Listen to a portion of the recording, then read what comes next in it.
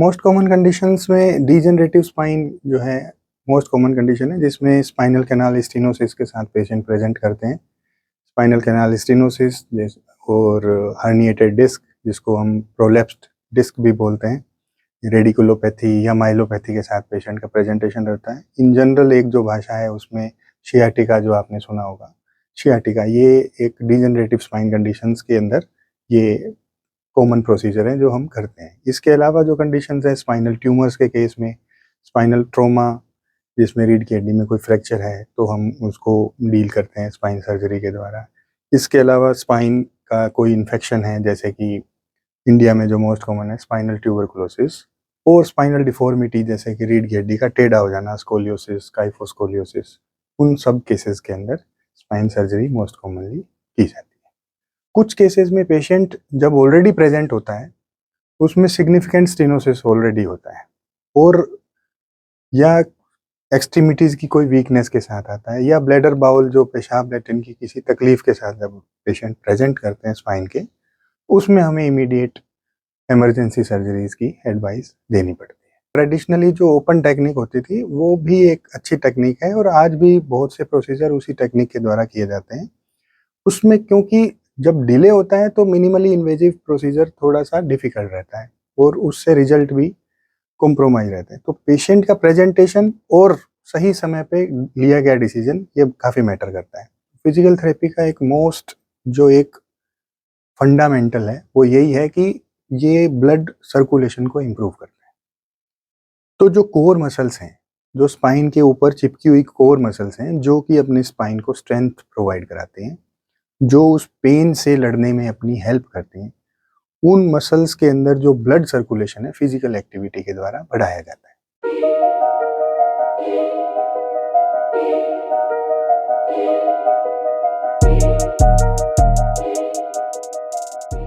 नमस्कार दोस्तों, doctor diaries के एक बिल्कुल नए एपिसोड में मैं शशांक शेखर जोशी आपका फिर से स्वागत करता हूं। आज का जो हमारा एपिसोड है वो न्यूरो और स्पाइन सर्जरी के विशेषज्ञ, विशेष रूप से पीजीआई कोलकाता जैसे उच्चतम संस्थान से सुपर स्पेशलिटी की डिग्री, जिसे सर्जरी में एमसीएच की डिग्री कहा जाता है, गोल्ड मेडल से करके बीकानेर लौटे डॉक्टर संजीव छाबड़ा हमारे साथ हैं आज के इस एपिसोड में।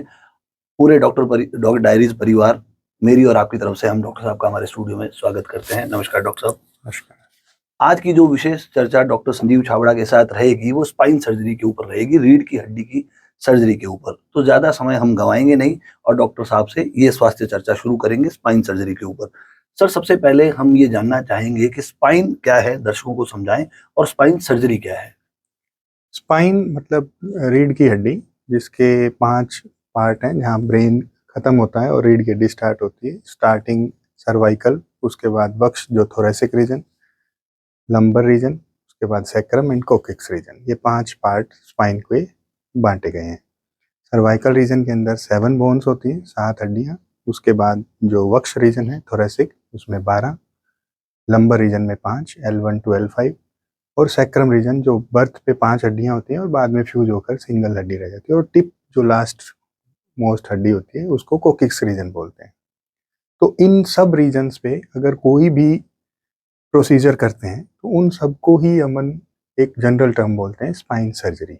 इनको अप्रोच करने के लिए आगे और पीछे दोनों तरफ से अप्रोच किया जा सकता है, जिसको एंटीरियर अप्रोच और पोस्टीरियर अप्रोच ये कहते हैं। कुछ केसेस के अंदर जैसे फ्यूजन प्रोसीजर में लेटरल इंटरबॉडी फ्यूजन्स, जैसे वो लेटरल अप्रोच करके भी प्रोसीजर किए जाते हैं। इनमें जो मुख्य सर्जरीज जो कॉमन हो रही हैं उनमें है लेमिनेक्टमी, डिस्केक्टमी, माइक्रो डिस्केक्टमी, कोर्पेक्टमी। इसके अलावा कुछ फ्यूजन प्रोसीजर हैं जिसमें इम्प्लांट लगाया जाता है, जैसे कि ट्रांसपेडिकुलर फिक्सेशन, लेटरल मास फिक्सेशन।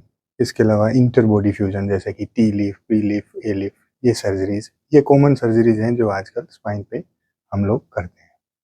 दोस्तों, हमने जाना स्पाइन सर्जरी के बारे में डॉक्टर संजीव छाबड़ा से। अगला सवाल जो हमारा डॉक्टर साहब से रहेगा वो ये रहेगा कि स्पाइन सर्जरी की आवश्यकता वाली मोस्ट कॉमन कंडीशंस क्या हो सकती है किसी भी मरीज में। मोस्ट कॉमन कंडीशंस में डीजनरेटिव स्पाइन जो है मोस्ट कॉमन कंडीशन है, जिसमें स्पाइनल कैनाल स्टेनोसिस के साथ पेशेंट प्रेजेंट करते हैं। स्पाइनल कैनाल स्टेनोसिस और हर्निएटेड डिस्क, जिसको हम प्रोलैप्स्ड डिस्क भी बोलते हैं, रेडिकुलोपैथी या माइलोपैथी के साथ पेशेंट का प्रेजेंटेशन रहता है। इन जनरल एक जो भाषा है उसमें शियाटिका, जो आपने सुना होगा, शियाटिका, ये एक डिजेनरेटिव स्पाइन कंडीशंस के अंदर ये कॉमन प्रोसीजर है जो हम करते हैं। इसके अलावा जो कंडीशंस हैं स्पाइनल ट्यूमर्स के केस में, स्पाइनल ट्रोमा, जिसमें रीढ़ की हड्डी में कोई फ्रैक्चर है तो हम उसको डील करते हैं स्पाइन सर्जरी के द्वारा। इसके अलावा स्पाइन का कोई इन्फेक्शन है, जैसे कि इंडिया में जो मोस्ट कॉमन है स्पाइनल ट्यूबरकुलोसिस, और स्पाइनल डिफॉर्मिटी जैसे कि रीढ़ की हड्डी का टेढ़ा हो जाना, स्कोलियोसिस, काइफोस्कोलियोसिस, उन सब केसेस के अंदर स्पाइन सर्जरी मोस्ट कॉमनली की जाती है। अगला सवाल जो स्पाइन सर्जरी से जुड़ा हुआ मेरे जहन में आ रहा है वो है कि spine surgery versus non surgical treatment, तो इसकी दोनों की अलग अलग आवश्यकता है, इसको कैसे पहचाना जाए? इसमें जो मोस्ट कॉमनली हम लोग जो इसको डिसाइड करते हैं वो पेशेंट के प्रेजेंटेशन पे ये डिपेंड करता है। जो मोस्ट ऑफ द पेशेंट होते हैं वो ज़्यादातर पेशेंट का प्रेजेंटेशन रहता है कि सर कमर में दर्द है या गर्दन में दर्द है, एक बाजू में, एक एक्सट्रीमिटी में किसी में दर्द रेडिएट हो रहा है। ज़्यादातर का प्रेजेंटेशन ऐसा होता है। उसको हम एमआरआई या इनके द्वारा कंफर्म करने के बाद एक उचित टाइम तक उसको ऑब्जर्व करते हैं, और ऑब्जर्व करने के साथ साथ उनको सही सलाह दी जाती है कि आप ये एक्सरसाइज करें, ये डेली रूटीन बनाएं। अगर वो प्रोफेशनल जिनको प्रोलॉन्ग सिटिंग है, जो प्रोफेशनल हैजर्ड्स की वजह से ये डिजीज़ डेवलप हो रही है, तो उनको हम उचित सलाह दे करके कि आपको ये एक्टिविटीज़, कुछ एक्टिविटीज़ हम पर्टिकुलरली पैथोलॉजी से संबंधित वो एक्टिविटीज़ रेस्ट्रिक्ट करके, अलोंग विथ सम कुछ ड्यूरेशन के लिए मेडिकेशन, जैसे कि anti inflammatory medication, neuropathic pain medication, ये सब स्टार्ट करके उनको मैनेज करते हैं। और उचित समय तक 3 से 6 हफ्ते तक मैनेज करने के बाद भी अगर पेशेंट में ज़्यादा रिजल्ट नहीं आता अलोंग विद फिजिकल एक्सरसाइज, तो फिर हमें उनको सर्जिकल सलाह देनी पड़ती है। कुछ केसेस में पेशेंट जब ऑलरेडी प्रेजेंट होता है उसमें सिग्निफिकेंट स्टेनोसिस ऑलरेडी होता है, और या एक्सट्रीमिटीज़ की कोई वीकनेस के साथ आता है, या ब्लैडर बाउल, जो पेशाब लैट्रिन की किसी तकलीफ के साथ जब पेशेंट प्रेजेंट करते हैं स्पाइन के, उसमें हमें इमीडिएट इमरजेंसी सर्जरीज की एडवाइस देनी पड़ती है। तो ये ही तरीका है कि सबसे पहले तो कंसल्ट करें, और कंसल्ट करने के बाद जो भी आपको उचित एडवाइस मिले उसको फॉलो करें। जो भी उचित एडवाइस कंसल्टेशन के दौरान मिले उसे फॉलो करना चाहिए, ऐसा डॉक्टर साहब बता रहे हैं। आगे हम सर्जरी की तकनीक पर बात करेंगे कि स्पाइन सर्जरी में जो मिनिमली इन्वेजिव सर्जरी उपलब्ध हैं तो उसके कितने प्रकार हैं और इस क्षेत्र में क्या तकनीकी प्रगति आजकल हुई है? स्पाइन प्रगति से पहले मैं यही कहूँगा, ट्रेडिशनली जो ओपन टेक्निक होती थी वो भी एक अच्छी टेक्निक है, और आज भी बहुत से प्रोसीजर उसी टेक्निक के द्वारा किए जाते हैं। उसमें क्योंकि जब डिले होता है तो मिनिमली इन्वेजिव प्रोसीजर थोड़ा सा डिफिकल्ट रहता है, और उससे रिजल्ट भी कॉम्प्रोमाइज रहते हैं। तो पेशेंट का प्रेजेंटेशन और सही समय पे लिया गया डिसीजन, ये काफ़ी मैटर करता है। जो ट्रेडिशनल टेक्निक थी जिसमें ओपन हम पूरी एनाटमी को एक्सपोज करते थे, और उस एक्सपोज के बाद जितनी भी नसें दबी हुई हैं, जिन पे ज़्यादा कंप्रेशन है, उनको हम उन रिलीव करके आते थे। ओपन टेक्निक ये थी। उसका जो एडवांसमेंट है वो मिनिमली इन्वेजिव के रूप में आया। मिनिमली इन्वेजिव जो MISS बोलते हैं, मिनिमली इन्वेजिव स्पाइन सर्जरी, इसका जो ये जो आधुनिक सर्जरी है, इसमें हम पूरी एनाटमी को एक्सपोज करने की बजाय एक छोटे चीरे के द्वारा एक ट्यूब टाइप के रिट्रैक्टर्स होते हैं, जो ट्यूब हम अंदर डाल के, और जो कंसर्न पैथोलॉजिकल सेगमेंट है उसको उस ट्यूबुलर रिट्रैक्टर के द्वारा उस एनाटमी को, उस जगह को देखते हैं, और वहाँ पे जो पैथोलॉजिकल सेगमेंट है उसको हटाते हैं। इसके एडवांसमेंट में ट्यूबुलर रिट्रैक्टर मैंने आपको पहले ही बताया। इसके अलावा जो रोबोटिक सर्जरीज हैं वो भी आजकल स्पाइन में होती हैं, एंडोस्कोपिकली, जो दूरबीन पद्धति द्वारा भी हो रहा है, और जो और माइक्रोस्कोप के जरिए जो सर्जरीज करते हैं जिसमें मिनिमल ओपन करके और उसको किया जाता है, तो उसमें हम स्पाइनल जो न्यूरो नेविगेशन टेक्निक्स हैं उसके द्वारा, उसके माध्यम से उसको करते हैं, और यही आजकल हाईली टेक्नोलॉजी है जिससे स्पाइन सर्जरी के रिजल्ट काफ़ी अच्छे हो गए हैं। दोस्तों, हमने जाना कि तकनीक की प्रगति के साथ स्पाइन सर्जरी में किस तरह से मिनिमल इन्वेजिव सर्जरी करके कम चीरफाड़ और कम रक्तस्राव के द्वारा पेशेंट को एक उचित सर्जरी कर मैनेज किया जाता है और उसे लाभ पहुंचाने की कोशिश की जाती है। आगे सर अगर मैं सर्जरी के ऊपर और बात करूं तो सर्जरी के पहले और सर्जरी के बाद में फिजिकल थेरेपी का क्या इंपॉर्टेंस है, थोड़ा सा हमारे दर्शकों को इसके बाबत भी बताएं। देखो, फिजिकल थेरेपी जब भी अपन एक्सरसाइज करते हैं, किसी भी मोटिव से करें, फिजिकल थेरेपी का एक मोस्ट जो एक फंडामेंटल है वो यही है कि ये ब्लड सर्कुलेशन को इम्प्रूव करता है। तो जो कोर मसल्स हैं, जो स्पाइन के ऊपर चिपकी हुई कोर मसल्स हैं, जो कि अपने स्पाइन को स्ट्रेंथ प्रोवाइड कराते हैं, जो उस पेन से लड़ने में अपनी हेल्प करते हैं, उन मसल्स के अंदर जो ब्लड सर्कुलेशन है फिजिकल एक्टिविटी के द्वारा बढ़ाया जाता है, बढ़ जाता है। उससे उसके बढ़ने से जो कोर मसल्स हैं वो स्ट्रेंथ होती हैं, और उनकी स्ट्रेंथनिंग से पेशेंट को पेन से लड़ने की पावर आती है। तो मसल को रिलैक्स करके फिजिकल थेरेपी स्टार्ट करते हैं ताकि उसका मैक्सिमम रिजल्ट बिना ऑपरेशन के आ सके। जिन केसेस में स्पाइन सर्जरी करनी पड़ती है, उन स्पाइन सर्जरी के बाद उसका भी वही सेम रोल है, क्योंकि फिजिकल एक्टिविटी से पेशेंट का मोबिलाइजेशन ईजी होता है, जिससे पेशेंट का जो पोस्चर है, जो स्पाइन सर्जरी के बाद बहुत लोगों को कॉन्शियसनेस रहती है कि मेरा यहाँ पे सर्जरी हुई है, तो जब तक फिजिकल एक्टिविटी नहीं आएगी वो पोस्चर इंप्रूव नहीं होता। तो पोस्चर इंप्रूवमेंट के लिए फिजिकल एक्टिविटी, फिजिकल थेरेपी बहुत इंपॉर्टेंट है। इसके साथ साथ ये वही कोर मसल्स की एट्रोफी को बचाती है, और जब ये सारी चीजें होती हैं तो ओवरऑल जो रिकवरी टाइम है वो बहुत शॉर्ट हो जाता है। ठीक, अगर स्पाइन सर्जरी पे थोड़ी सी और चर्चा को आगे बढ़ाऊं तो दर्शक ये जानना चाहेंगे कि स्पाइन सर्जरी से जुड़े रिस्क और कॉम्प्लिकेशंस क्या हैं। कॉम्प्लिकेशन अगर सही इंडिकेशन पे टाइम रहते अगर सही इंटरवेंशन किया जाए तो कॉम्प्लिकेशन आजकल बहुत रेयर है। फिर भी जो बुक्स के अंदर रेकमेंड है और जो नोन कॉम्प्लिकेशन है उसमें मोस्ट कॉमन है कि रिकरेंट सिम्टम पाए जाते हैं। कईयों को लो बैक पेन था और वो थोड़ा बहुत परसिस्ट कर रहा है ऑपरेशन के बाद भी, कुछ दिन रिलीव हुआ उसके बाद कईयों को होता है, ये एक कॉम्प्लिकेशन है। इसके अलावा इन्फेक्शंस हैं, कोई वुंड इन्फेक्शन हुआ, वुंड से डिस्चार्ज आना, पस डिस्चार्ज या CSF जो वाइट पानी जैसा डिस्चार्ज है। इसके अलावा ब्लैडर बाउल की जो सिम्टम्स हैं, पेशेंट को पेशाब का कंट्रोल रुक जाना या पेशाब रुक जाना, और जो लेट्रिन का कंट्रोल है वो चला जाना, ये सारे कॉम्प्लिकेशंस हैं जो कि सही सर्जरी और सही इंडिकेशन पे किया जाए तो बहुत कम है, बहुत रेयर है।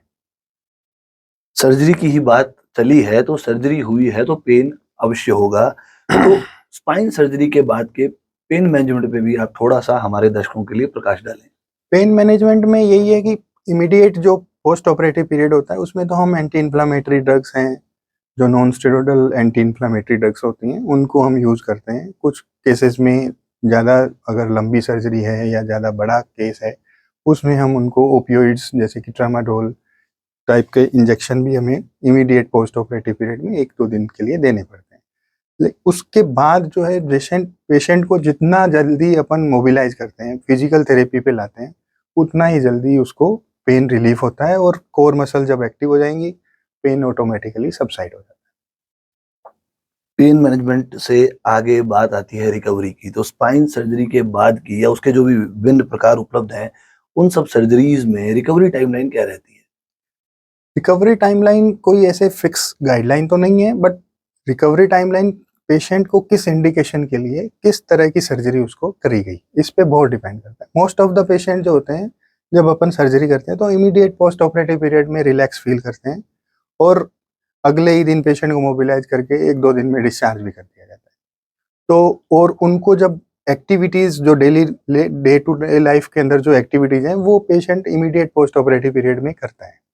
हाँ, वर्क स्टेशन पे जाने के लिए उसको हमारा रिकमेंडेशन यही होता है कि 3 से 6 हफ्ते का गैप दिया जाए, वुंड पूरा हील हो जाए, पेशेंट अच्छे से एक्सरसाइज करने लग जाए, तो उससे उसकी जो बाकी आगे का जो लाइफ है वो लाइफस्टाइल काफ़ी अच्छा रहता है। कुछ कॉम्प्लिकेटेड केस हैं या जो पेशेंट ऑलरेडी वीकनेस के साथ प्रेजेंट करते हैं, न्यूरो डेफिसिट के साथ प्रेजेंट करते हैं, उनमें कुछ केसेस के अंदर 3 से 6 महीने तक रिकवरी में लग जाते हैं।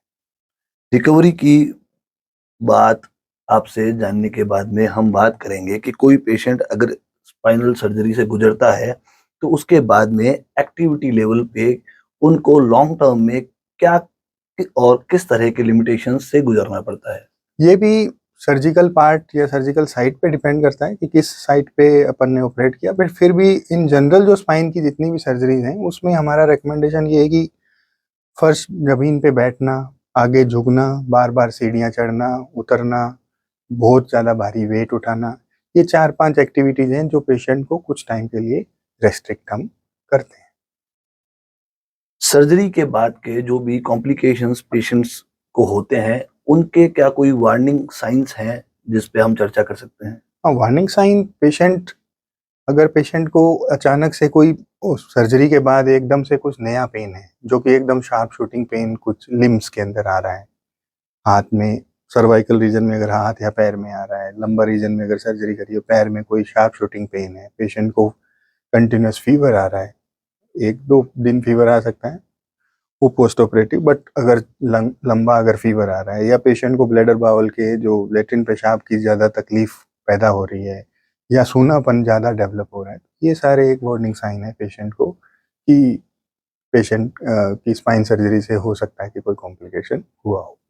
ये तो हुई चर्चा डॉक्टर साहब से सर्जरी की, पर स्पाइन की समस्याओं के लिए क्या कोई नॉन सर्जिकल ट्रीटमेंट ऑप्शंस भी उपलब्ध हैं?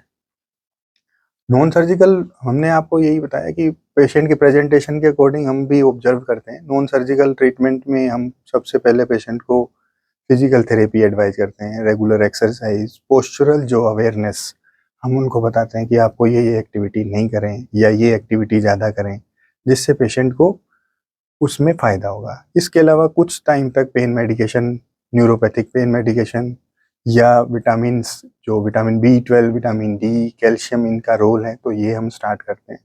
कुछ रैशनैलिटी देखते हुए कई बार पेशेंट इंडिकेशन में नहीं आता, सर्जिकल इंडिकेशन है, बट पेशेंट की जो जनरल कंडीशन है, जनरल हेल्थ कंडीशन है, वो अलाउ नहीं कर रही स्पाइन सर्जरी के लिए।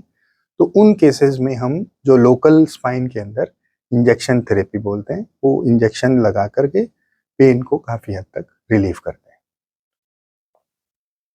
कार्यक्रम के अंत की ओर चलते हैं तो सवाल निकल कर आता है कि स्पाइन सर्जरी की बात आती है तो एक दक्ष न्यूरोसर्जन की कल्पना की जाती है, क्योंकि ये उपचार उन्हीं के पास उपलब्ध है। और जब न्यूरो सर्जरी की बात आती है तो आम जनमानस में ये धारणा है कि ये कॉस्टली सर्जरी हो सकती है, हमें कितना पैसा देना पड़ेगा, तो ये कितनी सुलभ है आम लोगों के लिए?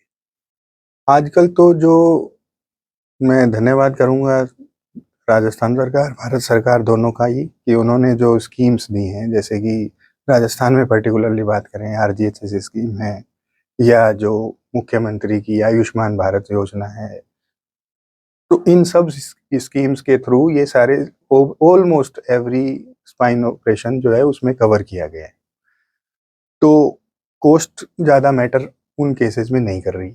और दूसरी बात, जो प्राइवेट इंश्योरेंस कंपनीज है, जो जितने भी प्रकार के टीपी हैं, वो सभी प्रकार की स्पाइन सर्जरी को वो कवर देते हैं।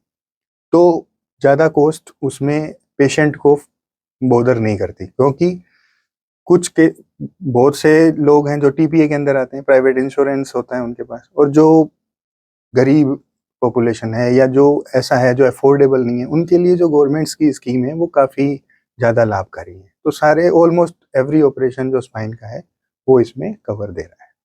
डॉक्टर साहब से हमने जाना कि आरजीएचएस में, आयुष्मान योजना में, या उसके बाद में अगर हम सीजीएचएस, ईसीएचएस की बात करें, ईएसआई स्कीम्स की बात करें, प्राइवेट टीपीएस की बात करें, सब जगह है स्पाइन की सर्जरीज कवर्ड हैं, सुलभ हैं, तो लोगों को इस बाबत ज़्यादा चिंता करने की आवश्यकता नहीं है।